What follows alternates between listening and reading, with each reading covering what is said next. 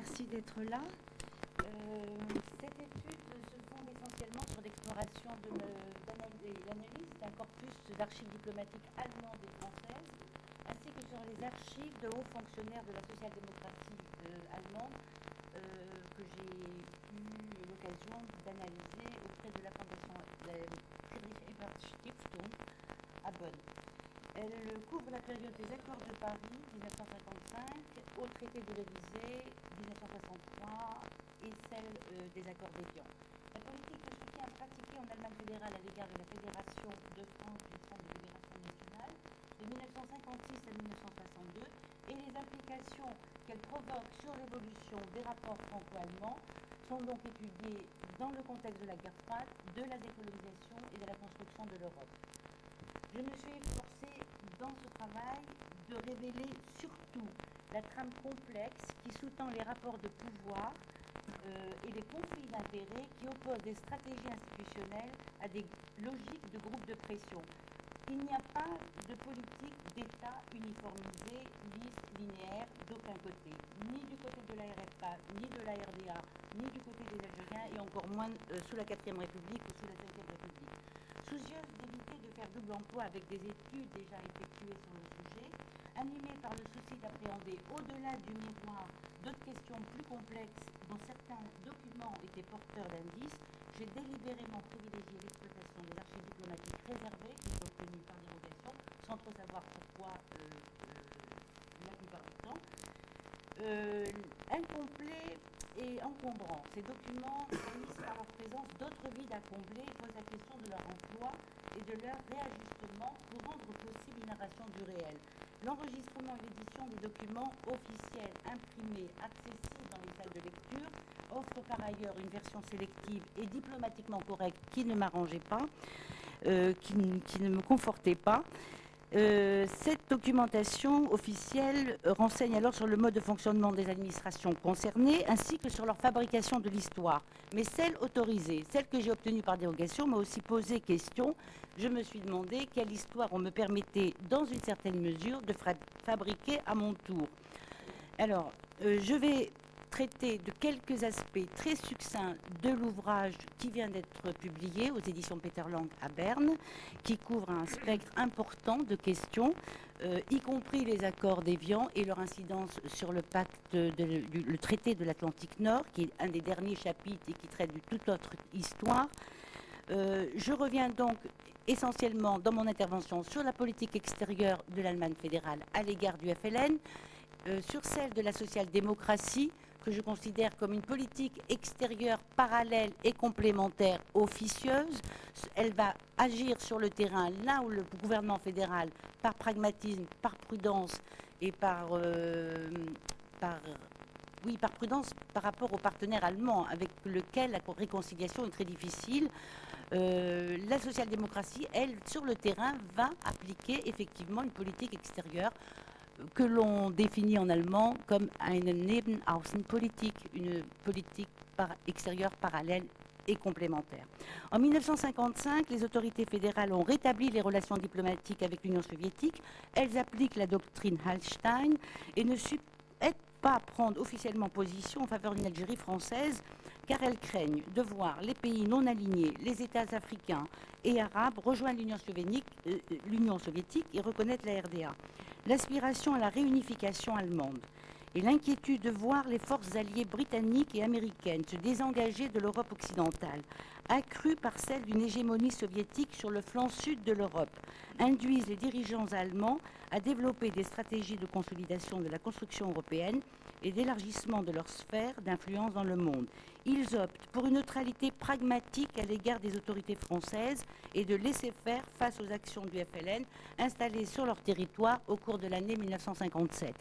Les efforts de propagande et l'intense activité diplomatique du Quai d'Orsay, ce que révèlent les nombreux documents confirment un intérêt croissant pour la question algérienne. Ils traduisent le mécontentement grandissant et le désarroi de Paris face à l'internationalisation du conflit, mais le refus larvé de l'administration allemande de répondre aux injonctions françaises et la question difficile de la coopération franco-allemande en matière de défense nucléaire aggrave peu à peu le contentieux entre les deux États.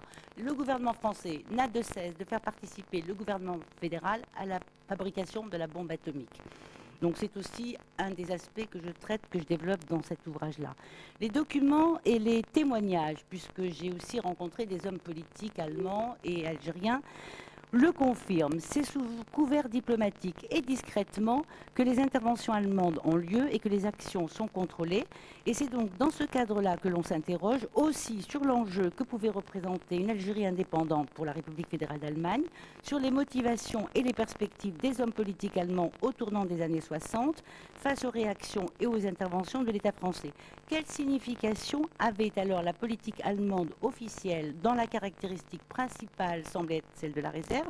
Quelles en étaient les implications? La politique franco-algérienne, domaine réservé du général de Gaulle et de son entourage très proche, prend un cours décisif à partir de 1958. Ce cours est déterminé par des enjeux qui semblent échapper aux indépendantistes algériens eux-mêmes. Ils échappent aussi aux dirigeants allemands et déterminent les rapports franco-allemands dans les secteurs de la coopération économique, mais plus particulièrement dans les domaines de la défense et de la recherche atomique. À partir de 1959, en France, le pouvoir raisonne selon deux perspectives. Celle de la menace d'une confrontation nucléaire entre deux systèmes politiques et économiques antagonistes d'une part. De nouvelles orientations se dessinent en politique étrangère qui se fixent pour objectif majeur de lever les obstacles anachroniques qui font barrage au recouvrement de la puissance française, entre guillemets. Il s'agit de régler la question du conflit algérien et de mettre fin à l'hostilité séculaire franco-allemande. Côté allemand, en 1955, le chancelier Konrad Adenauer est encore convaincu que l'Algérie doit rester dans le giron du bloc ouest et que sa perte facilitera l'expansion soviétique dans le bassin méditerranéen. Bien que la question algérienne ne pouvait se laisser grossièrement classer dans l'antagonisme de la guerre froide entre bloc capitaliste et bloc communiste, de par sa dimension nationaliste et de par les réactions de solidarité qu'elle suscite tant auprès du monde musulman qu'une partie de l'opinion chrétienne, le chancelier soutient encore les dirigeants de la 4e République et il pense que les Américains n'ont rien compris au projet russe et il dit qu'il y a une menace qui est celle d'encercler l'Europe occidentale par l'Allemagne d'une part et par l'Égypte et la Méditerranée d'autre part. C'est donc dans un premier temps au nom de la sauvegarde du monde libre et des nations chrétiennes occidentales qu'il soutient discrètement la politique française en Algérie jusqu'à l'arrivée du général de Gaulle au pouvoir. Tributaire de la construction européenne, de la réconciliation franco-allemande, la question de la résolution de la question allemande va conditionner la politique fédérale. Il n'est pas encore question de concurrencer la présence française en Afrique, ni de toucher à ses intérêts, et cela même au détriment des intérêts allemands. À partir de 1956, ce n'est pas seulement la crise du canal de Suez ni Budapest qui suscite les appréhensions de l'administration allemande, c'est aussi la question algérienne qui sera posée à la prochaine session de l'ONU. L'Allemagne de l'Ouest a encore moins de raisons que les États-Unis à se lier aux intérêts franco-britanniques. L'industrie allemande a des intérêts distincts au Moyen-Orient. Aussi préconise-t-on, dans les milieux d'affaires, une complète neutralité de la République fédérale sur cette question. Le commerce, la finance et l'industrie lourde s'empressent auprès des pouvoirs publics afin que leur position économique ne soit pas mise en cause. Par ailleurs, l'offensive économique de l'Union soviétique vers les pays arabes, la coordination de l'action économique des États occidentaux face à cette pénétration, l'approvisionnement de l'Europe en pétrole nécessaire à la production d'armes conventionnelles et stratégiques, essentielles pour sa défense, ainsi que la participation des industriels allemands à l'équipement et à l'industrialisation de ces régions du Moyen-Orient, sont les sujets qui préoccupent autant le gouvernement fédéral que l'industrie allemande. En matière de politique extérieure et économique arabe, les deux États allemands s'influencent. L'un est conditionné par l'application de la doctrine Hallstein, l'autre par son aspiration à la reconnaissance internationale. Ces contradictions interallemandes sont utilisées par les non-alignés pour atteindre autant qu'ils le peuvent leur objectif de souveraineté entière. la résolution de la question algérienne et l'évolution des rapports économiques de l'Algérie post-indépendante, avec les deux États allemands, en offre un bon exemple. Ce fut aussi l'objet d'une autre étude que j'ai menée dans le cadre d'un doctorat, de la soutenance de mon doctorat. Si l'application de la doctrine Hallstein est progressivement mise à l'épreuve et confrontée à ses limites, cela ne signifie pas pour autant que les dirigeants du Front de libération nationale, le FLN, sont prêts à reconnaître le gouvernement est-allemand et qu'ils bénéficient en RDA d'un soutien comparable à celui qui leur est réservé en RFA, ce qui est un mythe. La RDA n'a pas... Le bureau du FLN n'était pas installé à Dresden ni à Leipzig, il était installé à Bonn, Bad Godesberg. Et ce n'est qu'à partir de 1960 que l'Union soviétique, reconnaissant le GPRA, va répartir les tâches entre la RDA et la Tchécoslovaquie. Aux Tchèques, à fournir le FLN et le GPRA en armes, à la RDA de mener une campagne d'aide, d'accueil, de soutien des réfugiés, des étudiants, de formation, mais surtout idéologique, de campagne et de propagande anti-RFA. Alors, j'ai parlé tout à l'heure de politique extérieure officielle de réserve. Je vais essayer de m'expliciter assez rapidement. Des rapports adressés par l'ambassade de la République fédérale à Paris, au ministère des Affaires étrangères et à la chancellerie à Bonn, révèlent que les dirigeants allemands sont, depuis le déclenchement de l'insurrection algérienne, régulièrement et judicieusement informés sur la situation politique, sociale, économique et militaire qui prévaut en Algérie et sur les actions du FLN et du GPRA. L'identité musulmane et algérienne de cette région du Maghreb y est reconnue. Certes, elle n'est pas une partie originelle du monde et de l'espace occidental chrétien, mais cela n'exclut pas de penser le développement de nouvelles relations. Je vais citer un haut fonctionnaire qui a joué un rôle décisif dans l'installation et la protection des actions des indépendantistes algériens en République fédérale, Paul Franck, que l'on ne connaît pas, que j'ai eu l'occasion de rencontrer et que j'ai interviewé.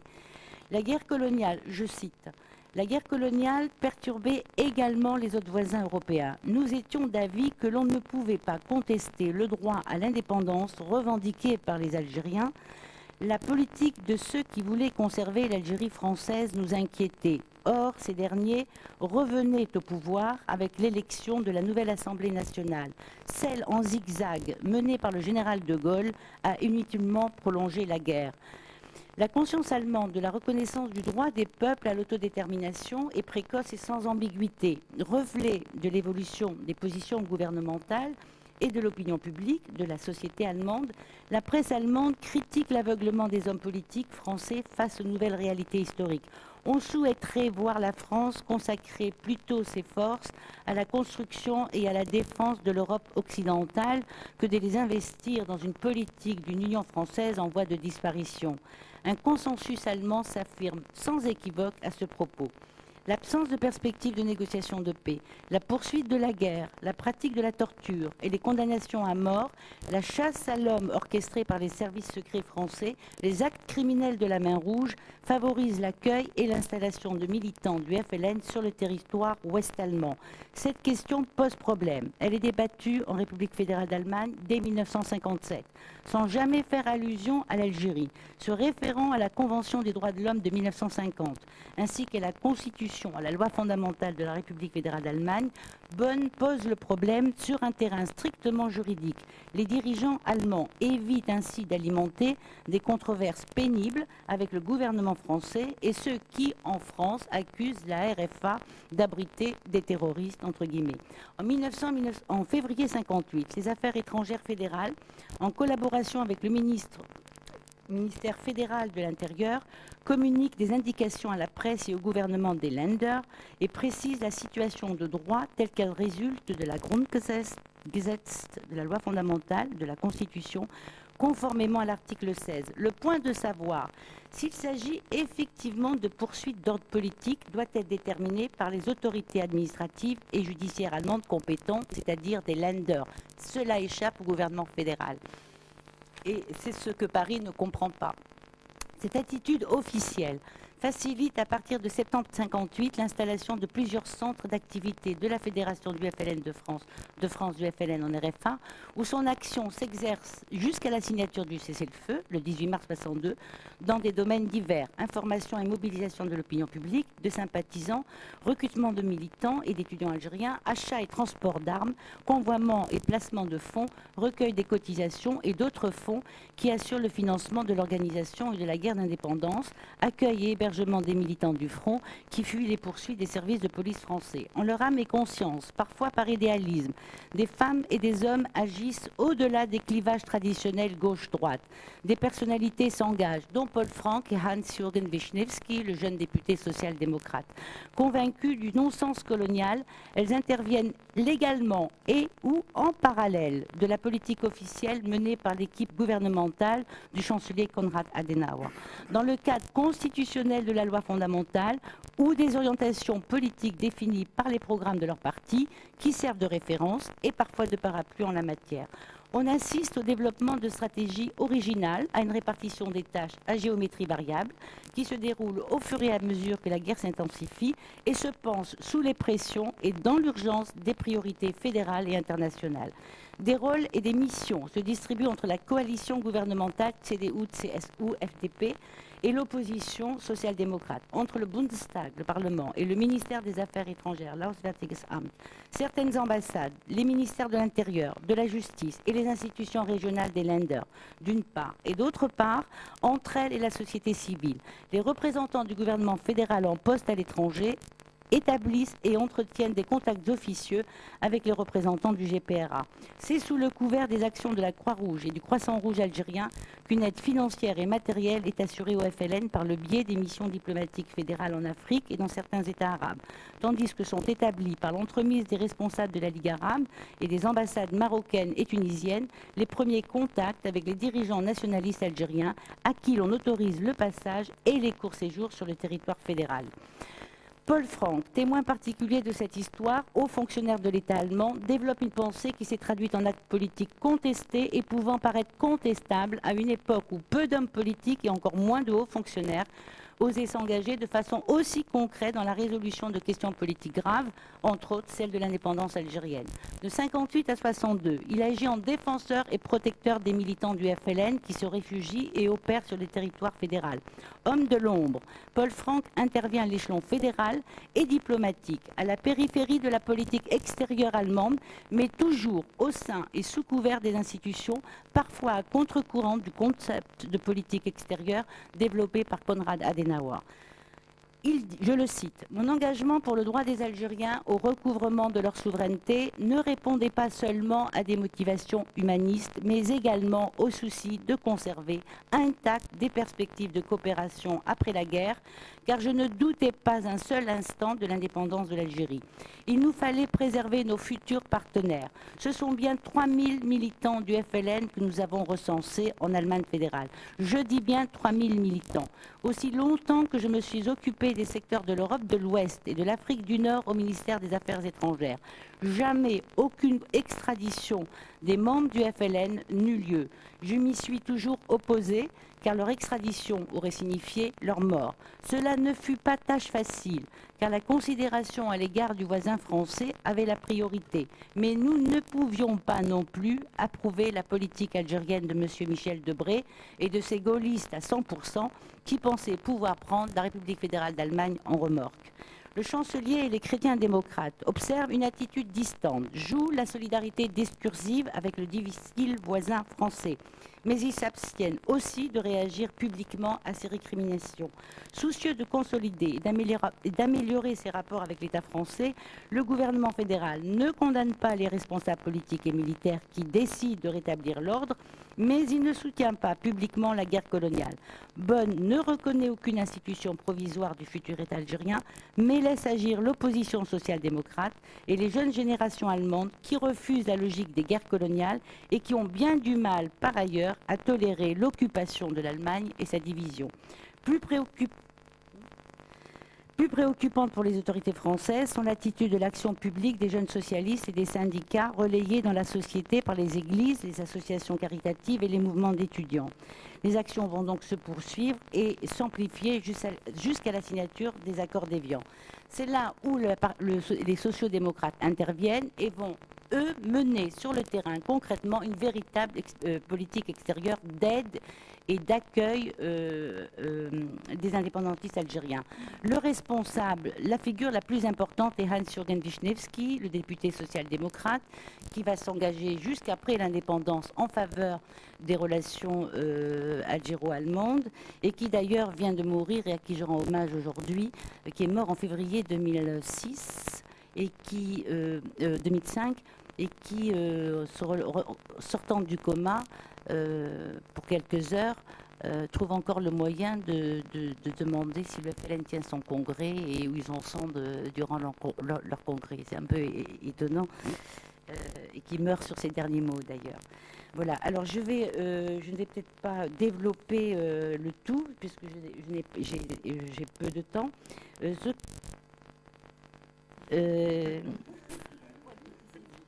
Alors, les archives inédites, quand même, ont permis de découvrir, en ce qui concerne l'aide apportée au FLN en Europe, des données considérables en matière de fonds, c'est ce que je voulais souligner ici, de réseaux d'armes aussi. Il se révèle qu'en fait, à partir de 1960, aux frontières se monte une véritable armée, celle du futur colonel Boumedienne. Les Français en sont conscients, ils le signalent, chiffres à l'appui qui sont peu contestables, hein, d'ailleurs, que j'ai vérifié. D'autre part, ce que j'ai découvert aussi, qui est intéressant concernant les accords d'Évian, c'est qu'il y a un aspect secret qui a été longtemps gardé secret et qu'il est encore en partie. Il y a non seulement l'exploitation des hydrocarbures qui est bien sûr nécessaire et que dont on tient à profiter vu les investissements, mais il y a aussi tout le côté des crédits que l'OTAN assure à la France pour l'entretien, l'équipement, le renouvellement de ses bases nucléaires dans le Sahara, sur la côte algérienne. C'est complètement inédit. Je suis tombée par hasard sur des archives interdites d'ailleurs. Et il y a tout cet aspect-là qui fait souci au gouvernement français et dont il tient compte pour la négociation à la table des accords d'Évian. Donc les hydrocarbures d'une part et la dépendance des crédits accordés par l'Alliance, par l'OTAN au gouvernement français pour l'entretien de ses bases nucléaires. D'autre part, ce que j'ai aussi découvert, c'est que le gouvernement français veut faire participer la RFA à la fabrication de la bombe atomique. D'autre part, il y a une compétition économique qui se poursuit encore après l'indépendance entre les deux pays. Il y a cet aspect de la politique extérieure officielle pragmatique et d'une politique extérieure officieuse mais complémentaire menée par la social-démocratie. Et il y a en fait cette aide financière et militaire importante qui a été accordée au FLN, tous les réseaux qui sont précisés, qui sont situés dans le temps, dans l'espace par les services du SDES. Il y a cette idée d'une nouvelle armée qui se constitue aux frontières et enfin les incidences de la signature des accords d'Évian sur le traité de l'Atlantique Nord. Voilà, j'ai été très brève. Vous pouvez avoir plus de détails dans cette étude donc, qui vient d'être publiée aux éditions Peter Lang à Berne et dont Gilbert Meignet et Mohamed Harbi ont fait les préfaces. Je vous remercie.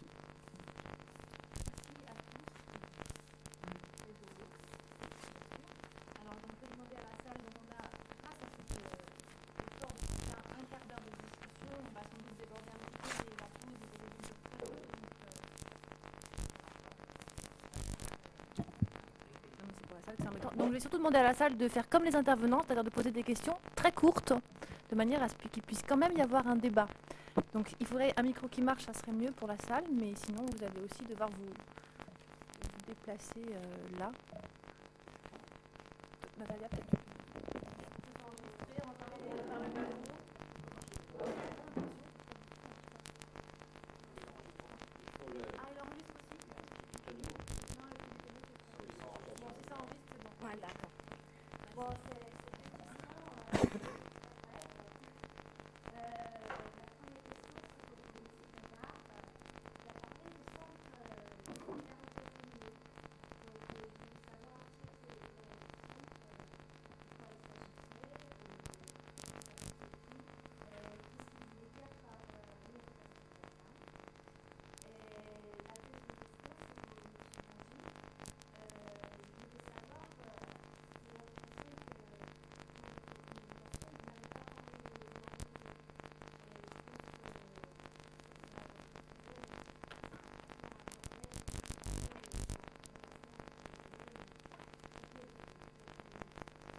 Merci. Alors, on va prendre toutes les questions de manière à pouvoir regrouper les réponses.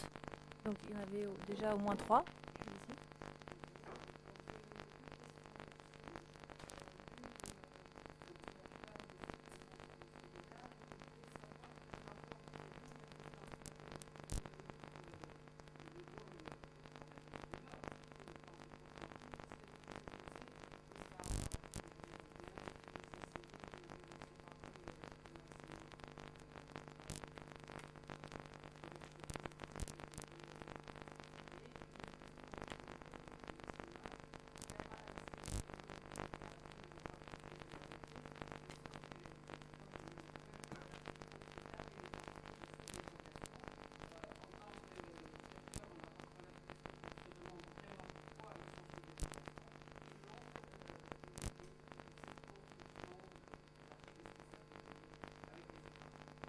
Il y avait une question devant vous.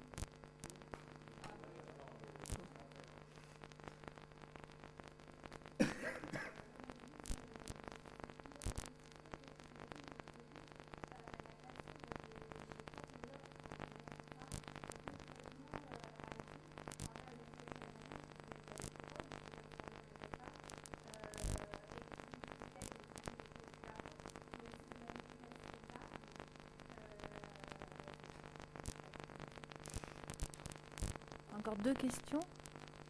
3 peut-être.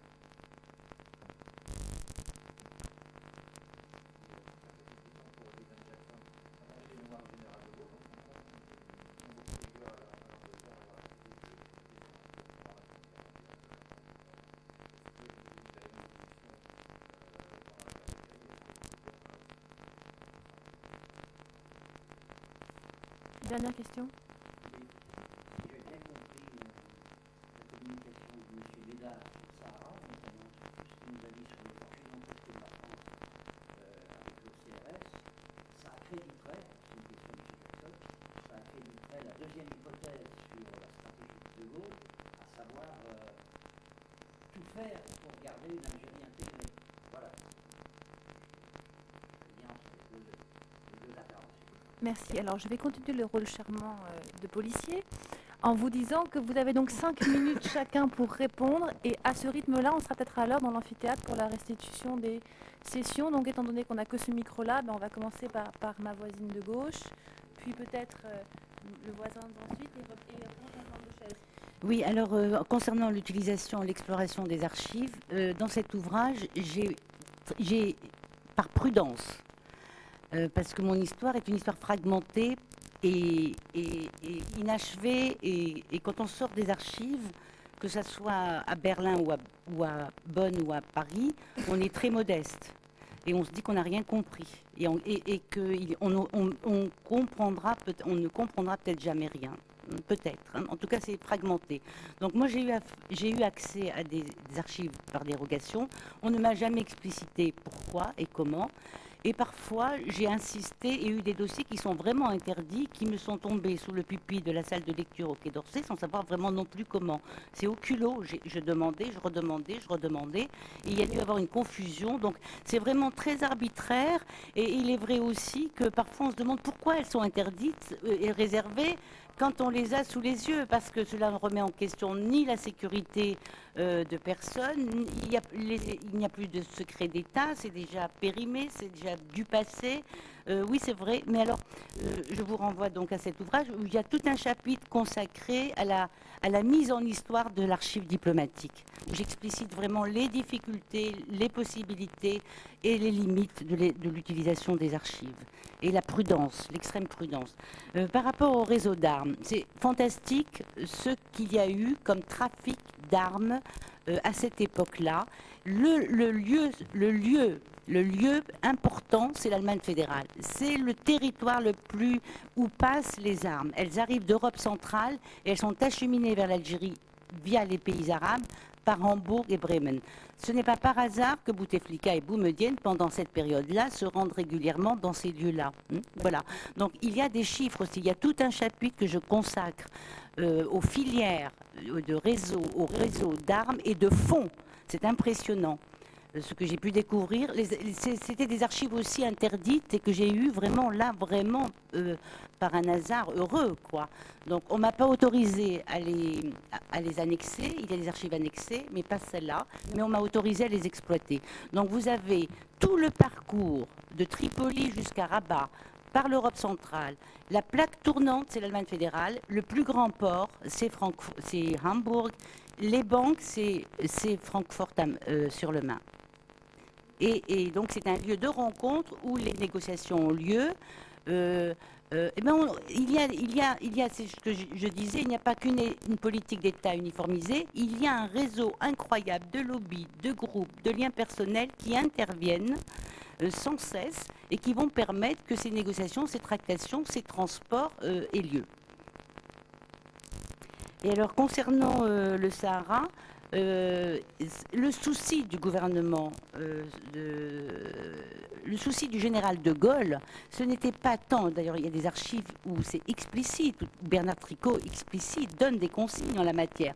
Ce n'est pas tant le développement des zones ou l'amélioration du niveau de vie des populations locales ou des oasis, c'est avant tout protéger au maximum les investissements et les rentabiliser dans le secteur des hydrocarbures et surtout continuer la poursuite des essais atomiques jusqu'en 1966. Puisqu'en 1963, il y a la deuxième bombe qu'on va expérimenter. Et c'est surtout le souci, c'est de conserver, de trouver comment négocier que l'Alliance, que l'OTAN continue d'accorder les crédits qui permettent d'entretenir et de renouveler l'équipement des bases nucléaires, aussi bien sur les sites de Colombécha, Heinecker, que sur la côte, Mers-el-Kébir entre autres, et certains aéroports. Alors, j'ai eu accès à des archives inédites en la matière, où je me dis, finalement, c'est la partie cachée des accords d'Évian. Côté algérien, cela échappe aux Algériens. Et d'ailleurs, c'est explicité. Les Français, les dirigeants français le disent. De toute façon, cet aspect-là, les Algériens n'en connaîtront rien, puisque c'est une affaire intérieure de l'OTAN. Mais il y a ces crédits-là qui font souci au gouvernement français. Comment les conserver pour pouvoir poursuivre l'entretien, le renouvellement des bases nucléaires, et on le sait, puisqu'elles ont continué à être sous contrôle français jusqu'en 1966, avant que les essais se poursuivent ensuite dans le Pacifique. Donc c'est ça l'enjeu le plus important. Et c'est cynique, mais à certains moments, j'ai lu des textes où on dit, mais on montrera que nous, on est attachés aux populations locales sahariennes, et qu'elles préfèrent finalement vivre le confort économique européen. Il faut les protéger, il faut protéger leurs conditions de vie, il faut améliorer. Ça, c'est pour la façade. Dans les coulisses, c'est l'enjeu nucléaire et c'est la production des hydrocarbures qui permet de financer, entre autres, la recherche et l'expérimentation atomique qui est fondamentale. Donc la question algérienne est secondaire. Et l'essentiel, c'est de faire participer l'Allemagne fédérale à la fabrication de la bombe française et de continuer à préserver les intérêts vitaux de la France dans le sud de l'Algérie. Je vous remercie.